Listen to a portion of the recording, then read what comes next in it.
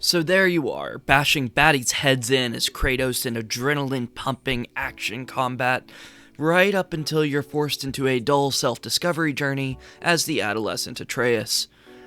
What's up, nerds? Welcome to Endgame. I'm Hoops4, and today I am going to discuss a fairly controversial gameplay tactic that has been used in a few recent games. Some people love these moments I'm going to talk about, and others can't stand it, and the implementation is varied across the several games that I'm going to talk about. If you don't already, you will know shortly which side I tend to lean on, but be sure to leave your thoughts down in the comments below. So now, let's go ahead and enter gaming.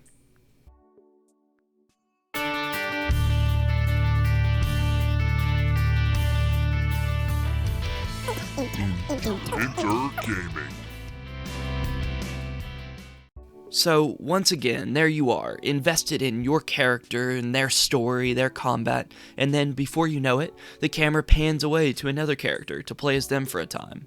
But you really don't want to. You want to keep playing in the established rhythm of the game with the main character, not venture into a side arc with probably brand new gameplay mechanics.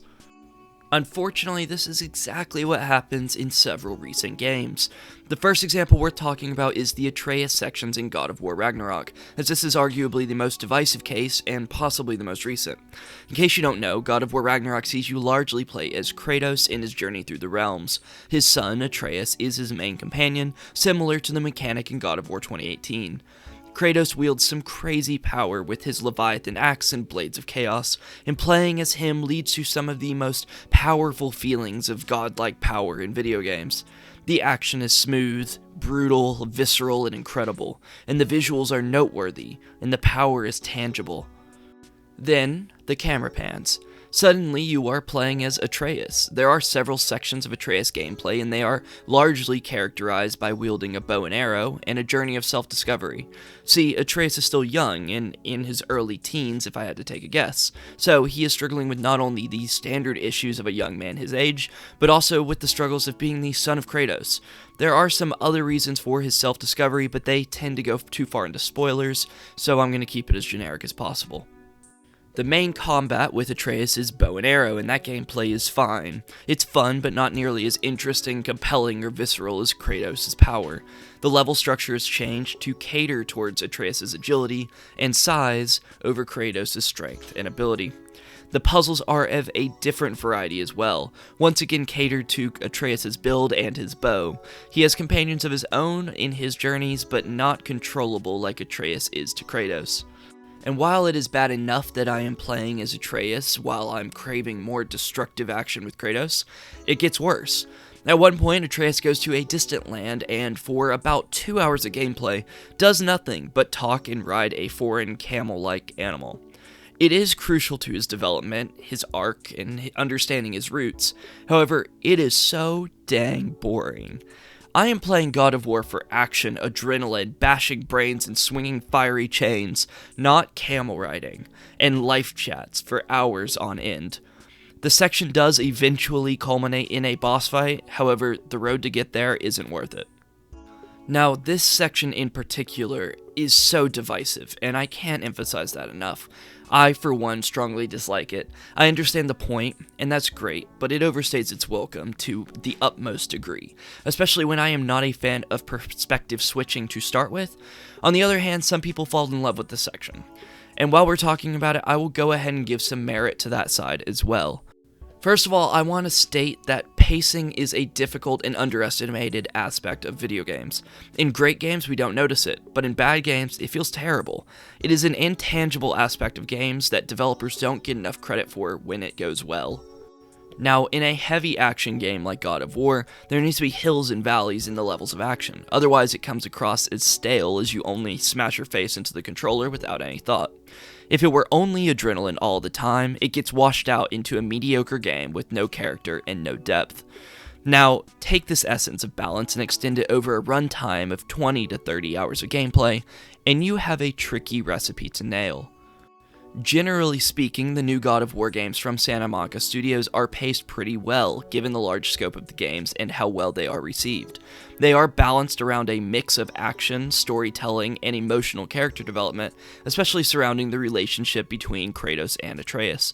There are plenty of moments in both games where the emotions of various scenes are more memorable than some of the action. There are breaks in the action to let players recoup and recover before going on another binge of bashing. These are almost all executed very well in my opinion. However, in this specific instance, I think they took it too far. I understand the lull in pacing that they want, right in the middle of the main story with high peaks of action on both sides. Insert a series of emotional set pieces, testimony, and dialogue to get the player in their feels. But in this case, I think they missed the mark, and this is one of the worst sections of it in all of gaming. The long sections of Atreus far outstay their welcome. I personally don't even want short switches in perspective, never mind these long-winded sections that can be an hour on the short end of things. Now, I gotta say, don't get me wrong, I love God of War Ragnarok. I reviewed it here on the channel and gave it a 10 out of 10. No doubt it deserves it, and it is one of my favorite games of all time. However, the unskippable large Atreus section right in the middle of the story, alongside of a couple short sections that I didn't even want to start with, did leave a sour taste in my mouth, and I would be lying if I said it didn't. Now, before I continue, please, if you are enjoying this type of discussion piece, then please like the video so I know and consider subscribing. Most of my viewers are not subscribed, and it would really help me out a ton. Thank you. Now, let's swing into another game, where God of War Ragnarok struggles especially with its one large and bloated Atreus section. Marvel Spider-Man from 2018 suffers from short sections with MJ. Marvel Spider-Man is another ridiculously good game that I love dearly. However, I want more web swinging, not Detective MJ slinking around places she shouldn't be trying not to get caught. So, let's dig in. In this particular Spider-Man game, the combat is the bread and butter. Don't get me wrong, New York City looks better than ever, the story is well delivered, and the traversal is top notch, but the combat is so amazingly developed, and it's so fun. It deserves as much attention as possible. In this game, Spider-Man's moves feel so good to execute, whether throwing objects or performing aerial combos. It is an addictive loop, especially when it evolves with even more skill points and gadgets. And swinging around New York is as good as it has ever been, with a sense of power as you zip around at top speeds in the bustling city. Now, there are some sections of stealth to Spider-Man's gameplay. In fact, there are some challenge sections that are entirely stealth-based. It is a main mechanic, it is part of the character, and it is part of Spider-Man's identity, since he can stealthily take out goons from above them without even a peep. Spider-Man's stealth is different than other stealth though. There is still a sense of power to it, since you are a superhuman with superhuman abilities. Then there are the MJ stealth sections, which are more akin to a horror game with only a flashlight and no way of defending yourself. You know, without the thrill, scary bits, or the fun. In the MJ sections, you get to play through her retelling stories of how nosy reporter MJ put herself in a bad situation to get some info, and had to navigate the level without being seen. This is not the same kind of stealth as Spider-Man. This is entirely different, and it does not belong in this game. Luckily, these sections are short and act as a brief respite from the action. To me, it was still unwelcome. I get it, MJ plays a large role in gathering intel in this story, but I would rather have something like a comic book style cinematic to tell her side. There is a massive contrast in stealth sections between Spider-Man's power stealth, as you swing above enemies before silently taking them down, and MJ's defenseless avoid detection sequences. Once again, I get it. It does play a role in providing variety to the gameplay, a break from the action, and another perspective.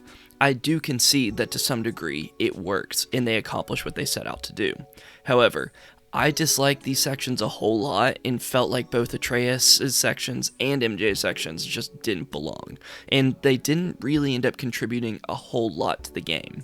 If anything, they may have detracted from the whole experience.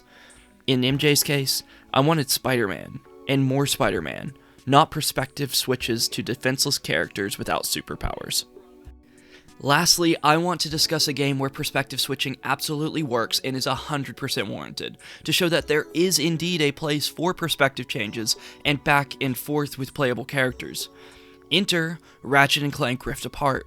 I will make this brief. In Ratchet and Clank Rift Apart, you do switch perspectives between Ratchet and Rivet, a dimensional counterpart to Ratchet. Throughout the game, you switch back and forth between playing as Ratchet and Rivet through various levels and on various planets, as they each have separate journeys with the same end goal. Why does this work? Why do I think this is okay, but MJ and Atreus are not? because it is literally the whole point of the game. It is the whole entire gimmick. I knew going into the game that I would go back and forth between the characters. Additionally, the gameplay didn't change. I didn't suddenly switch genres or loadouts just from the character swap. It was simply a different body I controlled with a different story, but a smooth gameplay transition. For me, this works. This is a way of executing the perspective switch seamlessly, and with, I would imagine, much less controversy. As I was writing, another game came to mind with another way of telling multiple perspectives. Resident Evil 2 executes a story with 2 scenarios and 2 separate playthrough options, so that playing through the game as both Claire and Leon gives a better idea of the whole story. But, once again, the gameplay is the same between the two, there's just a few different options. It's just another example where the perspective switch works, but this time the switch happens on the main screen and not in the middle of a playthrough. Well, those are my thoughts. At the end of the day, none of the games I mentioned are bad by any means. In fact, I highly rate all of them and will leave links in the description for the games I have covered on the channel. Personally, I just don't like perspective switches if it is sudden or uncalled for. It just doesn't sit well with me. Even if it is well-intentioned for the story, character development, or pacing. I understand the reasons, but I feel like there are better workarounds than these sections that may not fit with the rest of the game. Let me know down in the comments what your thoughts are on this. Does it grind your gears or not? What other games use these kind of mechanics and does it work for them or not? Thank you guys for watching. If you want more analytical style game discussions, then please consider subscribing for more. Thank you again, nerds. Peace. Thank you for watching, right here on InGame. Be sure to like, comment, subscribe for more content.